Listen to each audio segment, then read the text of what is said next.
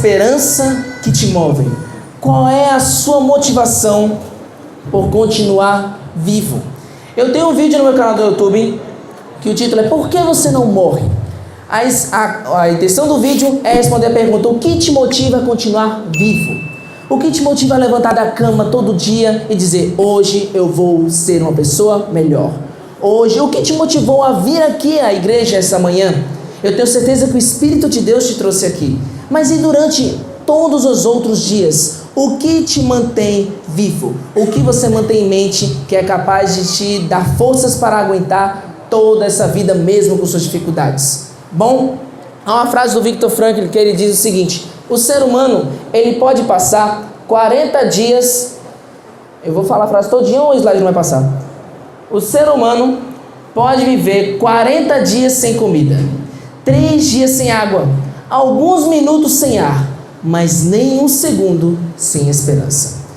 A esperança é a única coisa capaz de nos dar motivação para viver.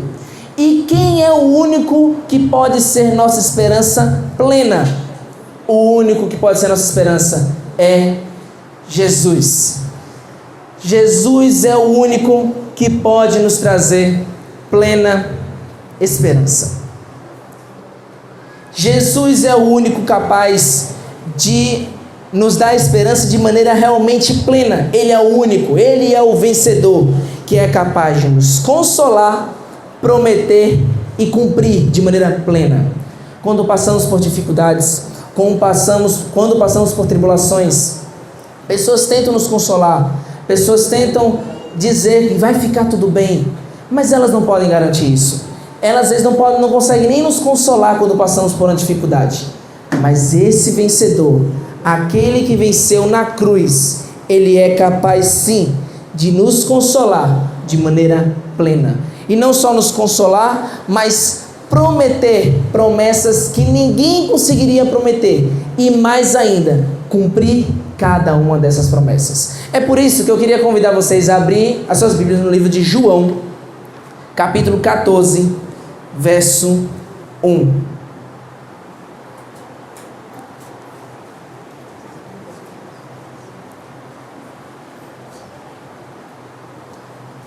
Evangelho segundo João, capítulo 14, verso 1.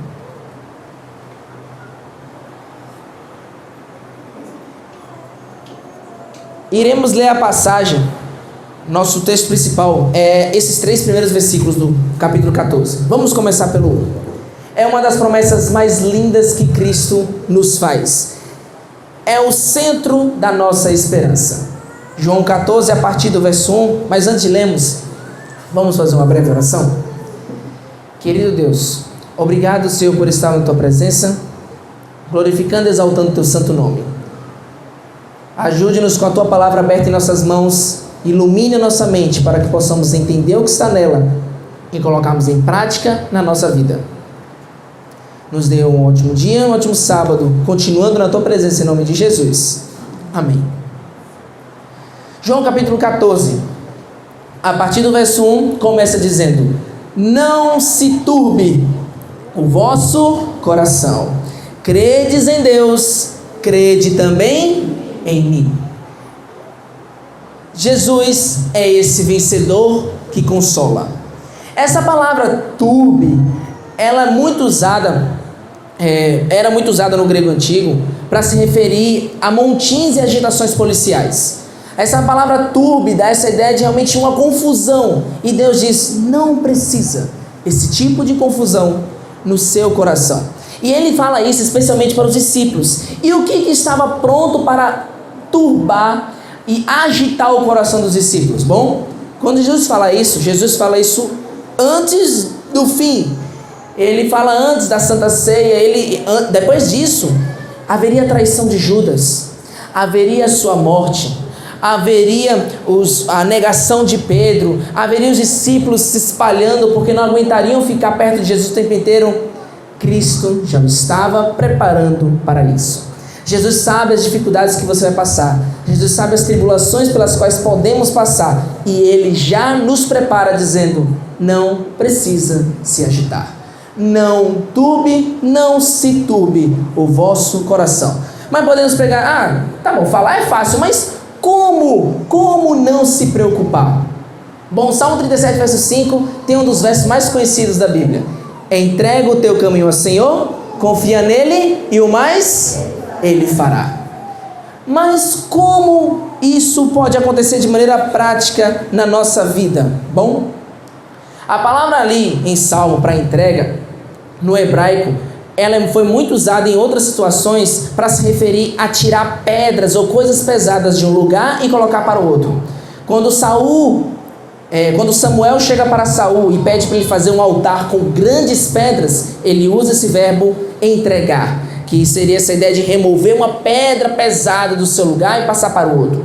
Quando Jacó se encontra com sua prima Raquel, quando ela está no poço, e ele, apaixonado pela sua prima, ele pega aquela pedra pesada do poço e tira sozinho.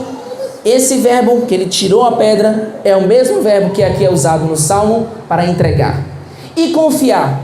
A palavra traduzida por confiar, ela aparece uma outra vez no livro de Jó, quando se refere a uma criatura que às vezes podemos associar ao hipopótamo. E lá nesse verso diz que o hipopótamo, se o rio transborda, ele não se apavora, ele fica tranquilo, ainda que o Jordão chegue à sua boca. E esse verbo traduzido por ficar tranquilo é esse mesmo verbo confiar. Em outras palavras, Deus está dizendo que não importa o quão pesadas sejam as suas preocupações, quão pesadas sejam as suas tribulações, Ele pede para que nós removamos ela e colocamos nas suas poderosas mãos, as mãos que aguentam qualquer coisa. E não só isso, ficar tranquilo que Ele está no controle da nossa vida. Não, é por isso que não precisamos nos preocupar. Não que não tenham dificuldades, não que não tenham tribulações, mas porque as nossas tribulações estão confiadas nas mãos daquele que tudo pode fazer pela sua vida. Não só isso, as 3 ordens que aparecem nesse texto de não se turbe, credes em Deus, credes em mim, as 3 ordens estão no presente. E tanto quanto no português como no grego, o presente dá uma ideia de uma ação que é feita continuamente. E o fato dos 3 verbos estarem no mesmo tempo é porque eles devem acontecer simultaneamente. Ao mesmo tempo que você não se preocupa, por que você não se preocupa? Porque você confia em Deus, confia em Jesus. E isso não é uma decisão, um ponto único na nossa vida. Não é apenas no batismo que nós aceitamos acreditar em Deus. Não é apenas no batismo que nós aceitamos acreditar em Jesus. É o primeiro passo de uma longa jornada rumo às mansões celestiais. É uma decisão contínua na nossa vida de entregar constantemente a nossa vida, os nossos problemas nas mãos de Deus. Cristo não é só o vencedor que nos consola, mas Ele também é o vencedor que nos promete. Vamos agora no verso 2, ainda no capítulo 14 de João.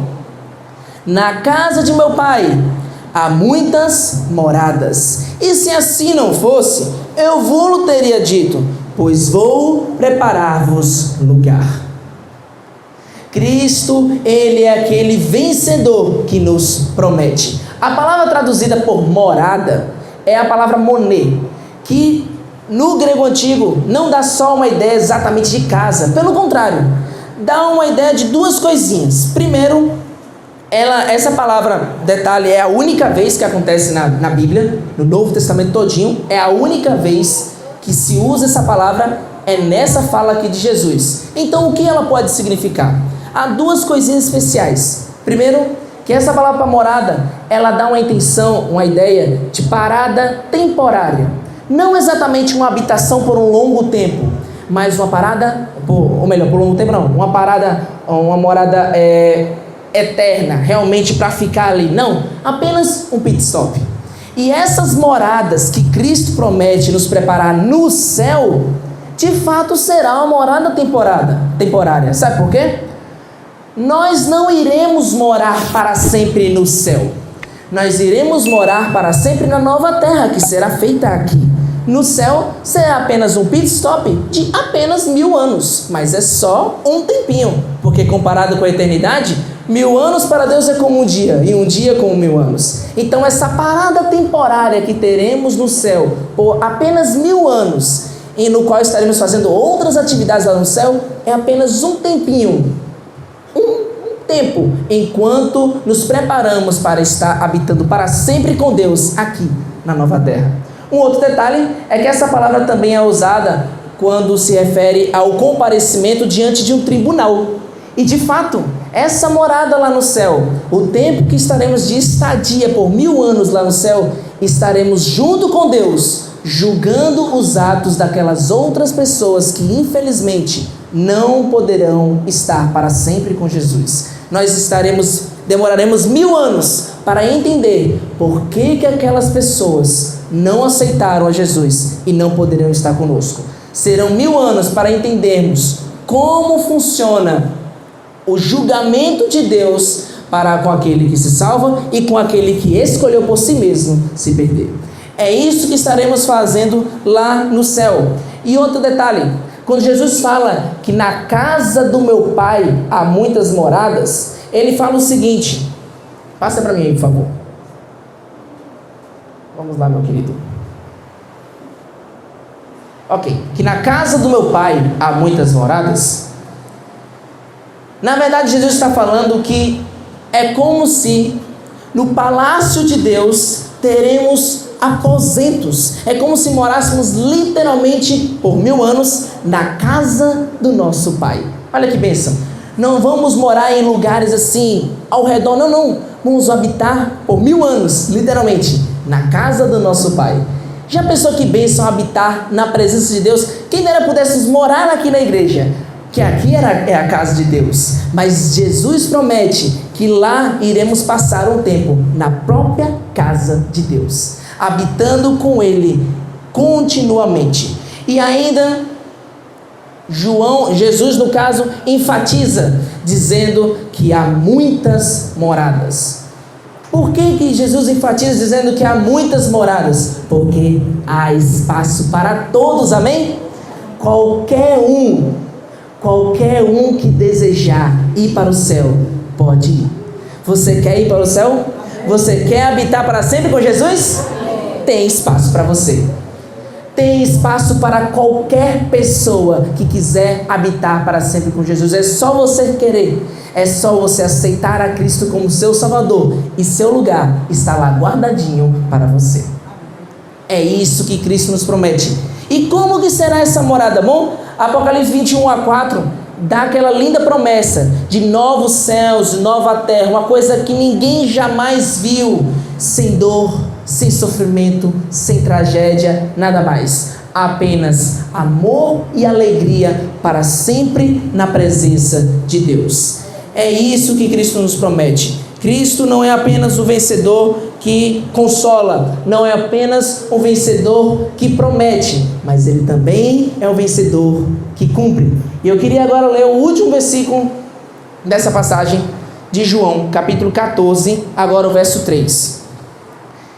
Queria ler junto com vocês, vamos ler? No 3, 1, 2, 3. E quando eu for e vos preparar lugar, voltarei e vos receberei para mim mesmo, para que onde eu estou, estejais vós também. É lindo saber que Cristo nos consola.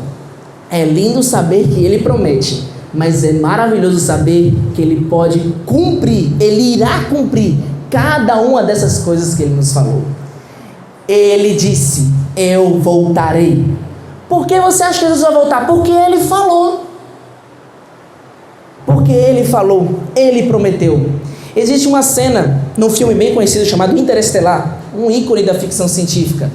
Quando o protagonista volta depois de vários anos mesmo para sua filhinha, que quando ele saiu para o espaço, ela era apenas uma garotinha.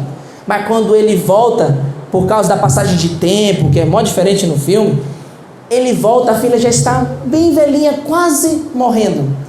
E quando ele chega para falar com a filha disse, eu sabia que você viria. Eu sabia, eu tinha certeza, eu falei para eles, mas ninguém acreditou em mim. E o pai pergunta, mas por que, como você sabia que eu voltaria? E a filha responde, porque papai me prometeu que voltaria. Jesus nos prometeu que irá voltar. Jesus prometeu que dessa vez vai ser uma volta diferente. Da primeira vez ele veio com um bebezinho, indefeso, correndo risco de vida, o rei Herodes tentando matá-lo, mas dessa vez ele virá com glória, com majestade, com poder, de maneira visível, que todos irão ver ao mesmo tempo. Como isso é possível? Eu não faço a mínima ideia. Mas ele é Deus, ele dá um jeito. Todos em todo o globo terrestre vai ver Jesus voltando de uma vez. E dessa vez de maneira incrível e majestosa, como um Deus em seu poder, em sua glória. Essa é a promessa que Ele nos faz. Essa é a promessa na qual podemos nos apegar, acreditando que Ele irá cumprir. Um detalhe, quando Jesus fala que receberei, esse verbo receber só acontece em 2 outros lugares na Bíblia, em João. João só usa esse verbo receber em 2 outros lugares. Primeiro, quando ele está falando da encarnação de Jesus, que diz que Jesus veio para os seus, mas os seus não o receberam. E a outra vez é quando ele está falando da morte de Jesus e diz que os soldados o receberam Jesus para crucificá-lo. Jesus está dizendo: eu farei agora por vocês o que vocês não fizeram por mim. Eu agora irei, porque as únicas vezes que vocês me receberam, ou não quiseram me receber, mas quando me receberam, foram para me matar. Mas dessa vez, eu virei para fazer por vocês o que vocês não fizeram por mim. Eu irei receber cada um de vocês. Eu irei receber cada um de vocês. E não só isso, o receber também dá uma ideia de tomar da mão de outra pessoa, Nós fomos roubados por Satanás, nós fomos roubados pelo inimigo que diz que é dono desse mundo, mas Deus agora nos toma de volta e nos recebe e nos toma também. O outro significado desse verbo é tomar como filho adotivo. Diferente da nossa concepção ocidental, um filho adotivo na Grécia, em Roma, quando ele era tido como um filho de um cidadão romano, mesmo que adotado, ele tinha os plenos direitos de um filho genuíno mesmo, biológico. Ele tinha agora plenos direitos e era tido como elevado a um status de cidadão romano. Mesmo não tendo nascido como romano, mas por ter sido adotado, ele agora se torna um verdadeiro cidadão daquele império. De fato agora, Cristo nos toma, nos adota como filhos, para que possamos ter o status genuíno de membros da família celestial. É isso que Ele faz por cada um de nós. Cristo fará por nós o que nós não fizemos por Ele. Mesmo não o recebendo no início, na primeira vinda, mesmo o mundo não o recebendo, e quando recebeu foi para matá-lo, agora Cristo resolve pagar com a outra moeda e dizer: eu agora recebo você. Há uma ênfase, na verdade, quando Jesus fala: vos receberei para mim mesmo. Esse verbo receber está de uma maneira no grego que dá uma ideia de... O próprio verbo já dá essa ideia de receber para mim. Só que depois do verbo tem um pronome reflexivo que também dá essa ideia de vir para mim. Em outras palavras, é como se Jesus dissesse: eu vos receberei para mim mesmo. Há uma ênfase no para mim.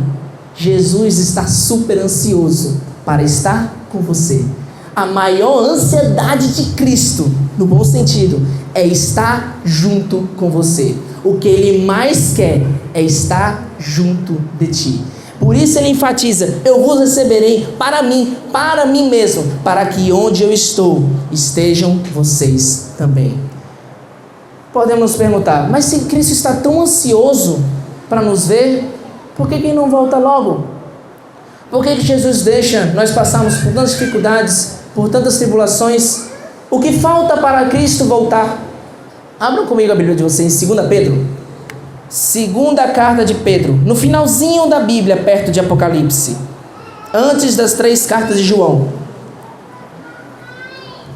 2 Pedro,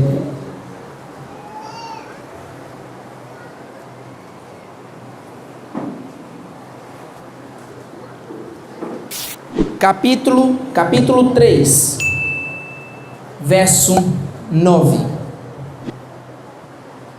Olha só o que diz: não retarda o Senhor. Verso 9 do capítulo 3 de 2 Pedro.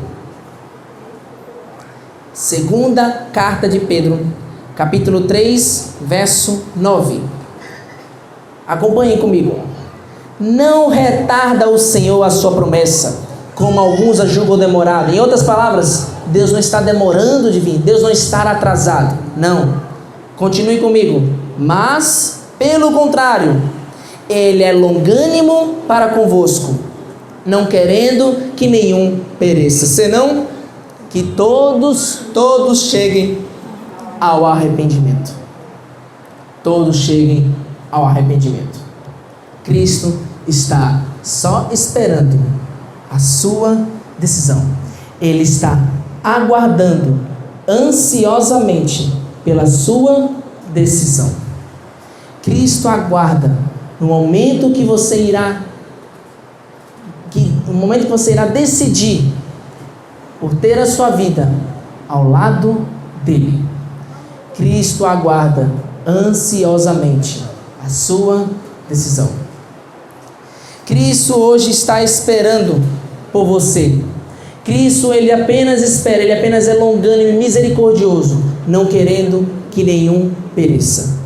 Ele tem esperado pela sua decisão. Quanto tempo mais você vai deixar Jesus esperando? Quanto tempo mais você vai pedir, Senhor, mais um tempinho, e eu irei decidir pelo Senhor? Quanto tempo mais você irá deixar Jesus esperando? Jesus quer acabar com essa espera o mais rápido possível, mas para isso, Ele depende de você. Havia no santuário 3 entradas. A entrada para o pátio era chamada de caminho. A entrada para o lugar santo era chamada de verdade. E a entrada para o lugar santíssimo era chamada de vida. E foi nesse contexto que Jesus falou que Ele é o caminho, a verdade e a vida. Ele é o único meio de ir para a presença de Deus. Jesus é o único meio de ir até o céu. Não são pelas nossas próprias obras, não são pelos nossos próprios sacrifícios, mas sim pela nossa decisão de aceitar a Jesus como nosso Salvador. Apenas a única coisa que nos falta é tê-lo como nosso Senhor. E qual é o momento? Cortou um pouquinho, mas aqui está escrito 2 Coríntios, capítulo 6, verso 2. Eu queria que vocês lessem comigo nesse momento. Você pode se perguntar, Paulo, mas qual é o momento de aceitar a Jesus como meu Salvador? Qual é o melhor momento que eu posso fazer isso? Qual é o momento certo? O que eu preciso fazer antes? Abra comigo. Na segunda carta aos Coríntios, capítulo 6, verso 2. Chama o sonoplasta para ele ir para lá. 2 Coríntios, capítulo 6, verso 2. Qual que é o verdadeiro momento para aceitar a Jesus como meu Salvador? Segunda carta de Paulo aos Coríntios, capítulo 6, verso 2, diz assim: porque ele diz: eu te ouvi no tempo da oportunidade e te socorri no dia da salvação. Eis agora o tempo sobremodo oportuno. Eis agora o dia da salvação. Qual que é o momento da salvação? Qual que é o dia da salvação? Agora. Agora é o seu momento. Agora é o seu momento de decidir ao lado de Cristo. E você não pode deixar para depois. Porque tudo que nós temos é o agora. Tudo que nós temos é esse momento. Tudo que nós temos é o agora, é o hoje. Não deixe para amanhã o que você pode fazer hoje. Esse é o momento que Deus te chama para tê-lo como seu Salvador para sempre. Hoje é apenas uma decisão, mas que pode definir toda a sua vida. Você quer um dia poder encontrar com Jesus, ver essa cena com os seus próprios olhos, de maneira alegre e contente por saber que Ele veio te buscar, que Ele veio só por você? Eu quero cantar uma música nesse momento que descreve a alegria da nossa cena, a alegria que será aquela cena de ver Cristo voltando nas nuvens do céu para nos buscar, para morarmos eternamente com Ele. Se é o seu desejo aceitar a Jesus como seu Salvador mais uma vez, aceitá-lo como Senhor soberano da sua vida e desejar encontrar com Ele quando Ele voltar e subir para morar para sempre com Ele, eu queria que no meio da música você tomasse essa decisão ficando em pé e dizendo para Deus no meio da música: Senhor, eu quero aguardar a Tua volta, eu aceito como Senhor e Salvador da minha vida. Alguns que eu sei aqui que já tomaram essa decisão, alguns eu sei que já tomaram essa decisão, e eu sei que outros ainda precisam tomar essa decisão ao lado de Cristo. E Cristo hoje te deu essa oportunidade. Eu não sei por que você veio aqui, mas Deus sabe. Ele te trouxe aqui porque Ele sabia que você precisava hoje tomar essa decisão ao lado dEle para sempre. E enquanto eu estiver cantando essa música e você desejar aceitá-lo como seu Salvador e aguardar até aquele glorioso dia, no meio da música, fique de pé para no final fazermos uma oração.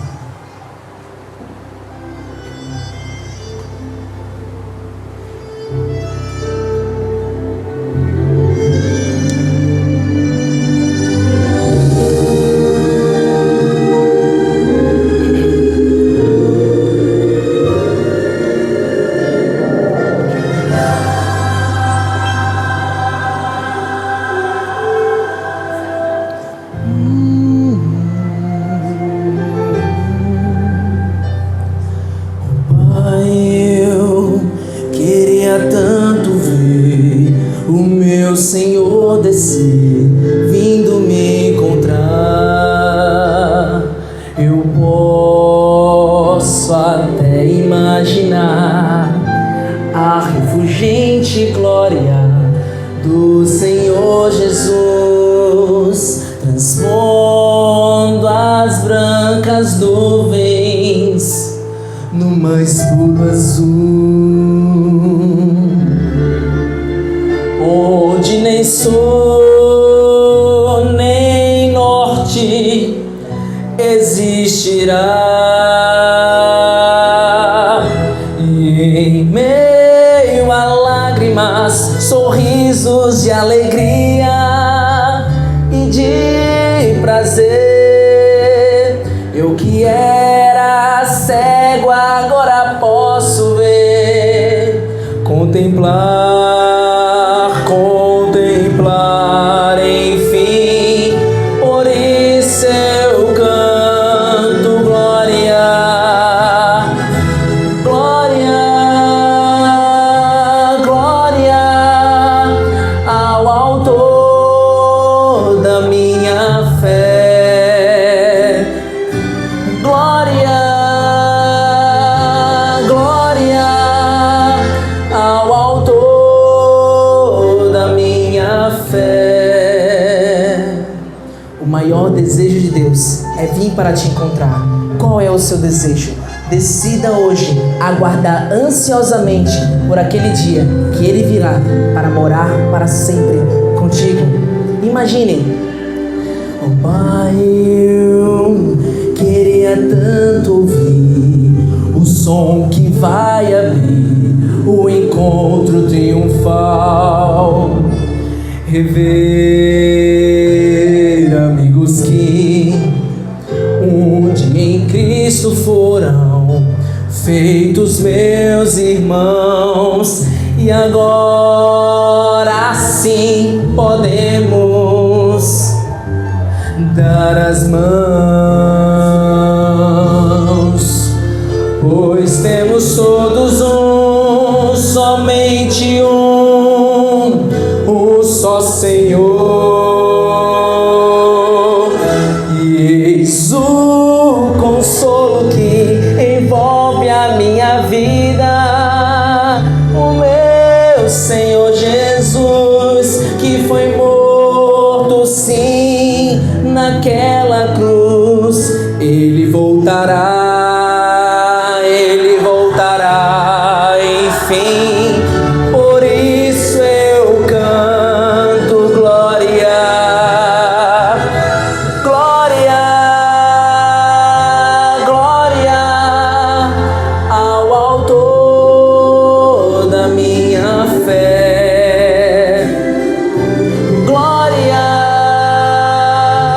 glória ao autor da minha fé. O grande conflito terminou, pecados e pecadores não mais existem, o universo inteiro está purificado, uma única palpitação de harmonioso júbilo vibra por toda a vasta criação, daquele que tudo criou, emanam vida, luz e alegria por todos os domínios do espaço infinito, desde o minúsculo átomo até o maior dos mundos, todas as coisas animadas e inanimadas, sua serena beleza e perfeito gozo declaram uma coisa: Deus é amor. Diga para Deus agora: glória ao Senhor, glória ao Senhor, glória ao Senhor. Quem? O autor da minha fé. Glória ao Senhor, glória ao Senhor, o autor da minha fé. Glória ao Senhor, glória ao Senhor, glória ao Senhor, o autor da minha fé. Glória ao Senhor, glória ao Senhor, o autor da minha fé. O maior desejo de Deus é logo voltar para poder te encontrar. E qual é o seu maior desejo?